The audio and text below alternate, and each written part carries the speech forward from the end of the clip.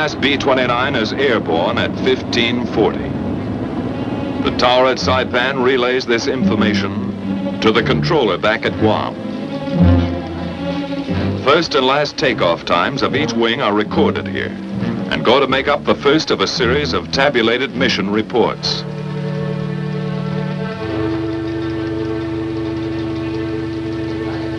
Copies of these reports are dispatched to headquarters, Washington, and posted on the control room report board.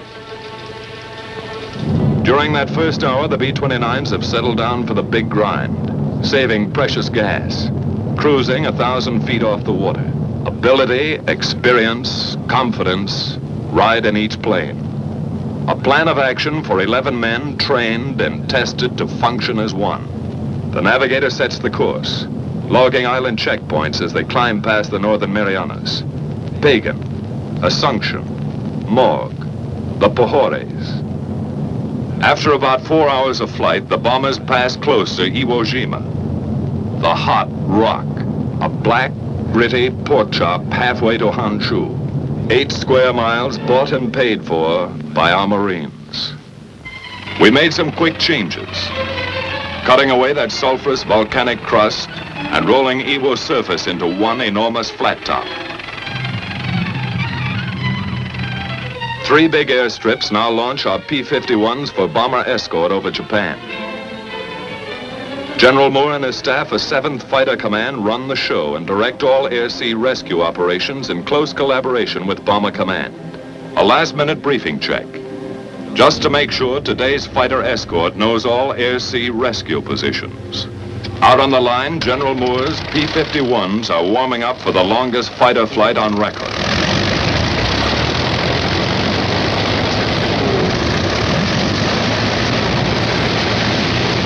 Seven hours on one engine, extra belly tanks, extra nerve and stamina in the cockpit.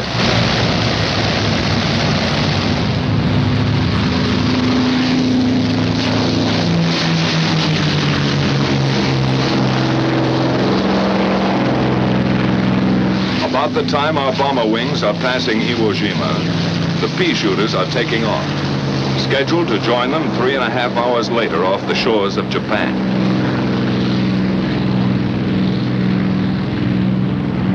After a rendezvous at Kita, the P-51s head for assembly point, led by B-29s designated as navigator ships. Farther west, our bomber wings grind ahead on the last lap to the Empire. Reports to the controller back at Guam give their flight position, which is kept up to the hour on the mission board. Still at low altitude, the B-29s are approaching the bad weather belt, where unreported storms and cold fronts appear suddenly across the bomber course.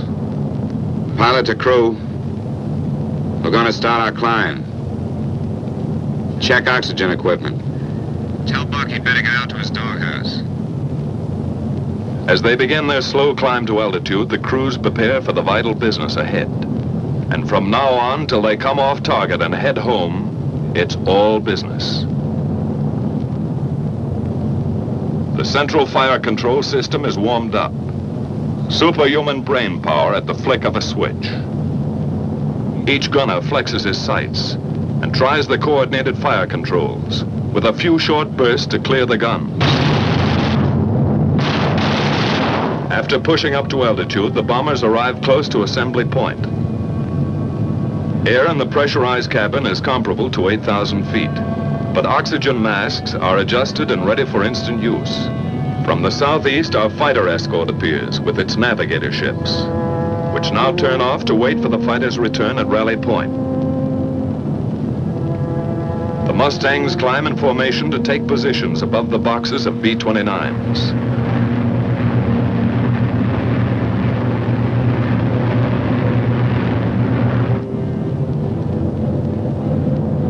Lead bombers begin to circle, dropping the new smoke markers for assembly. The project officer observes this part of the tactical plan in action. From various zone positions, the groups separate and form on their lead ships in 9 or 11 plane waves. which head for initial point.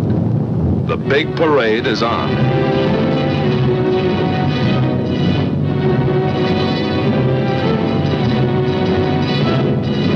Landfall is picked up, along with the first flak burst from enemy coastal batteries.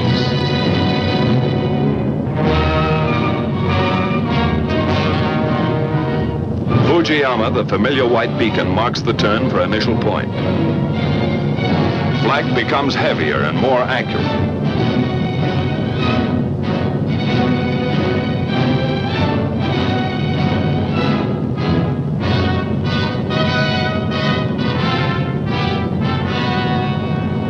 And now the first Jap snoopers appear, diving head-on into the formations.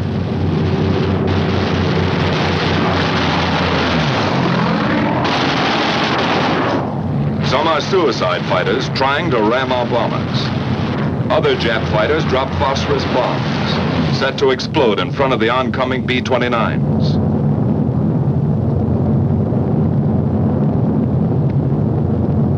Our P-51s go out after them and know they're tangling with experts. The P-51's job is to protect the B-29s. But some of those Jap fighters filter through and meet the blast of bomber guns.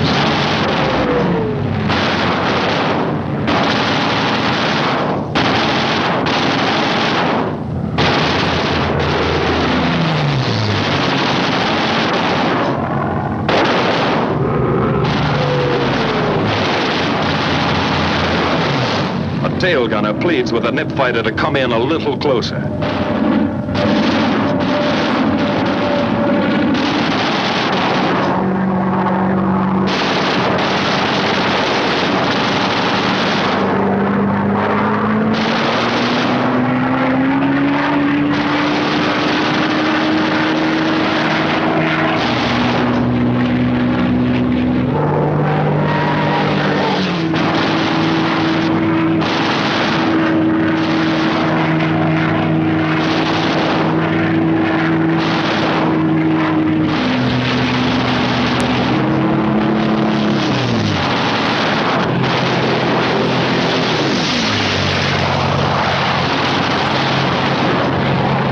From the turn at initial point, the tight bomber waves move steadily on and get ready for business. Flak and fighters fall off. But those clouds are beginning to close in and it looks worse ahead. Then just east of Hachioji, the Tokyo area breaks clear. The bombardiers begin to draw a bead on 574. Their planes sit tight for the bombing run. Here's where we pay off.